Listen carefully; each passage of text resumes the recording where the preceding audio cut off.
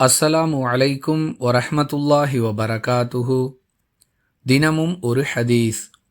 நோன்பு துறக்கும் பொழுது ஏற்படக்கூடிய மகிழ்ச்சி, மறுமையில் அல்லாஹுவை நோன்பாளி என்ற அடிப்படையில் சந்திக்கும் பொழுது ஏற்படக்கூடிய மகிழ்ச்சி ஆகிய இரண்டு வகையான மகிழ்ச்சிகளும் நோன்பாளிகளுக்கு கிடைக்கக்கூடியவையாகும் என்று அல்லாஹுவின் தூதர் ஸல்லல்லாஹு அலைஹி வஸல்லம் அவர்கள் கூறினார்கள். அறிவிப்பவர் அபூ ஹுரைரா ரதியல்லாஹு அன்ஹு.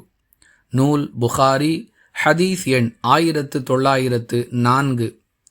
அன்பிற்குரிய அல்லாஹுவின் நல்லடியார்களே, பொதுவாக மனிதன் நற்செயல்களை செய்வதன் மூலமாக அவன் மறுமையில் மகிழ்ச்சி அடைகிறான். இதில் எந்த மாற்று கருத்தும் இல்லை.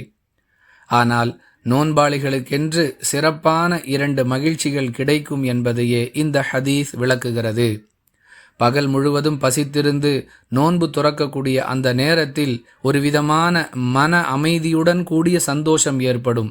அது நோன்பாளிகளுக்கு மட்டுமே கிடைக்கக்கூடிய முதல் மகிழ்ச்சி.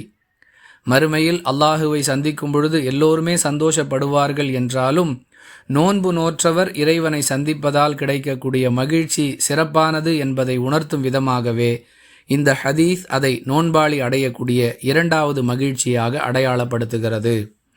நீங்களும் நானும் இந்த இரண்டு மகிழ்ச்சிகளையும் அடைய வேண்டுமென்றால் நம் மீது இஸ்லாம் விதியாக்கிய கடமையான நோன்புகளை முறையாக நோற்க வேண்டும். வாஹிர் தஅவானா அனில் ஹம்துலில்லாஹி ரப்பில் ஆலமீன். அஸ்ஸலாமு அலைக்கும் வரஹ்மத்துல்லாஹி வபரகாத்துஹு.